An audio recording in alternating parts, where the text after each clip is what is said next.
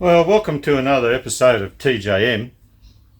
Today's a bit of a mixed bag today. First of all, we're going to do some more work on our Satin Beige Series 3 V12. And thanks to another subscriber, we're going to do some more work on those fuel tanks and get rid of some more rust, hopefully.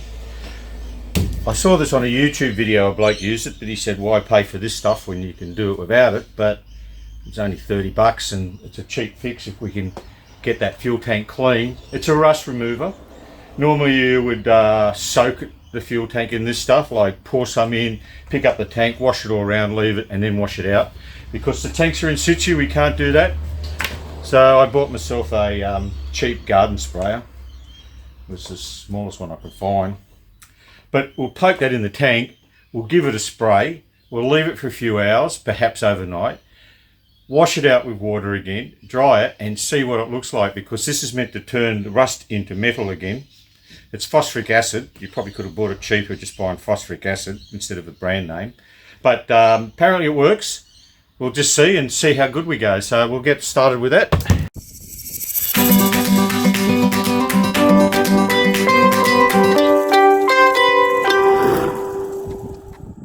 And if we have time, we'll get that changeover or return solenoid valve in the left tank, put that in, so we can do that as well.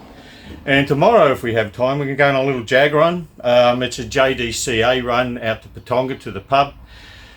It'll only be short. We'll go and have some lunch there and meet a few blokes and have a look at some nice jags. So anyway, we'll get back into this fuel tank first. So I've pressurised my bottle. The reason I picked this one is because it's got the long spout and we can shove it in there and hopefully get through, spray all those baffles a bit. So it's probably need a little bit of real fine, bit finer,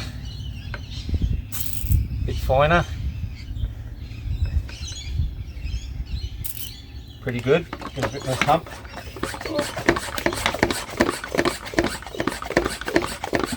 And let's spray that tank. I've got the light underneath this so I can see a bit. Rail around. That's covered the whole tank. Okay, it's the following morning.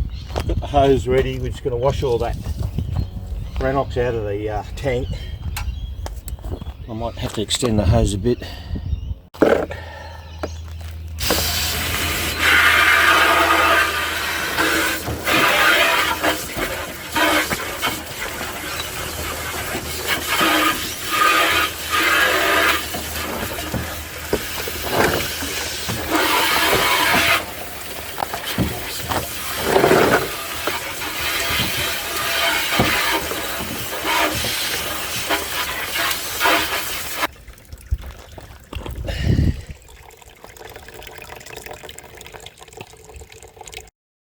So we flushed it out as much as we could. We'll just get the hairdryer and run that in there for about half an hour to blow it out, dry it out, and see if we can have a look into it again. Well, it's quite difficult to get that camera to focus in that fuel tank, but if I shine the torch in it without the camera, the colour of the tank's a grey colour. There's very little rust showing anywhere. I'm very happy with the result. We won't have to change these fuel tanks ever. Well, Adelaide was just given a well-deserved wash and details, so she's looking pretty sparkle at the moment, because we're heading over to Patonga and we're going to take Adelaide and have some lunch and meet a couple of Jag boys over there. We'll see you when we get there. Heading down the hill to Patonga for Patonga pub for lunch. Hopefully a few of the Jag boys will be already there. Looks like we might be first here.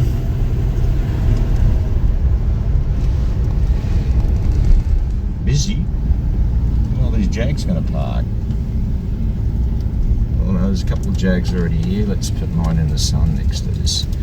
So cars, we have a brand new F-Pace, a 6-cylinder diesel. Nice 240. She's very pretty. She's very pretty. Oh, nice XKR in white. I want that. Next one, XK100. 3 pulling in next to the coupe. Coupe's looking good. Another XK8. But look what I discovered on the way home from the pub. Another 88 V12 Sovereign, but it's got a lot of rust in it.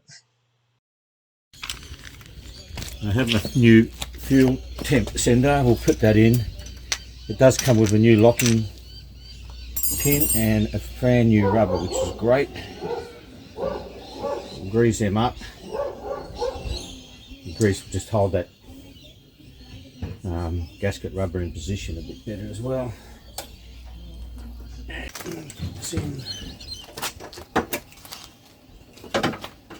Can only go one way. There's a little locking pin there. Well, she's in. I'm just going to snug it up with a screwdriver clockwise, and hard getting my big hands in that light hole. All snug and wires in, and made in UK. So we're going to replace this faulty solenoid today, and once we do that, we might be just in the running to get this thing started. I still have to put some Ranix in that right hand tank, which I'll also do, but that shouldn't hold us up in maybe trying to fire this thing up.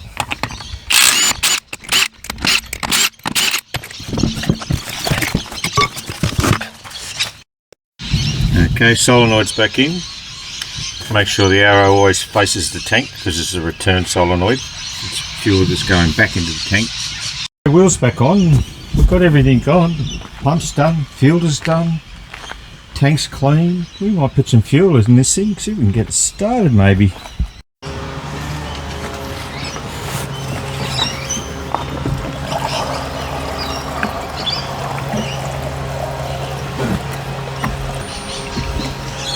Check for leaks. Hook up the battery. Good. Well, I put about $100 fuel in it. That equated to about 5 litres. And the left tank. We'll just see first of all if that fuel gauge goes up with our new sender unit in it. It doesn't seem to be wanting to go up, does it?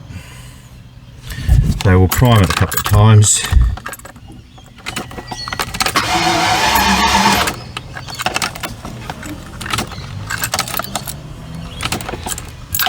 Check for leaks.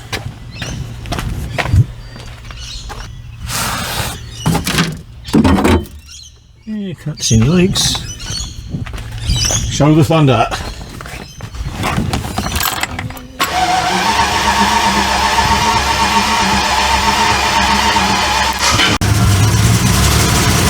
Still sounds like she's starting with fuel.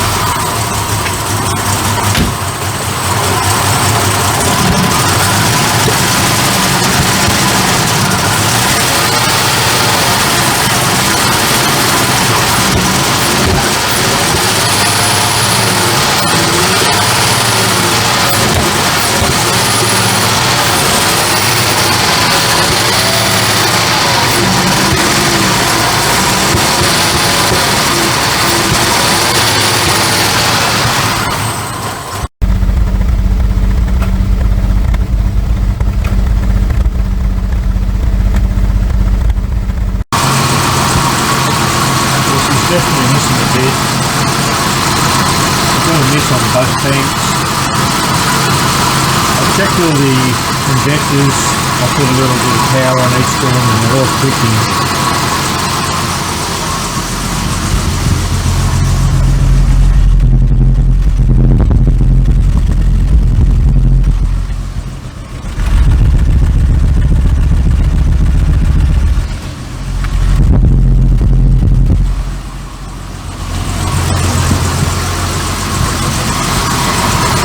I might have to pull the plugs out.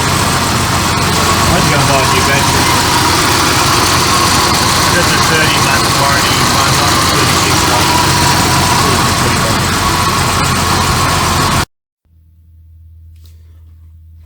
Well, we'll wind this episode up. Got it started. That's good. Got the solenoids in. That's good. Got a clean tank. That's good. Bad. We've got a miss on both banks, but she's nice and smooth. We've got clean fuel going through it. I tested all the injectors and they're working okay. I did a little electrical test on them. They're all clicky clacking. So we've done that. We've done a little bit more work on yellow. As you can see with those fuel tanks, they're really ugly. I don't even know if I can save that fuel tank with all that rust coming out of it.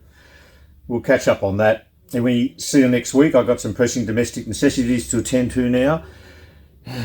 So thanks for watching. Thumbs up, please. And if you haven't subscribed, please subscribe. It really helps my channel. Catch you guys.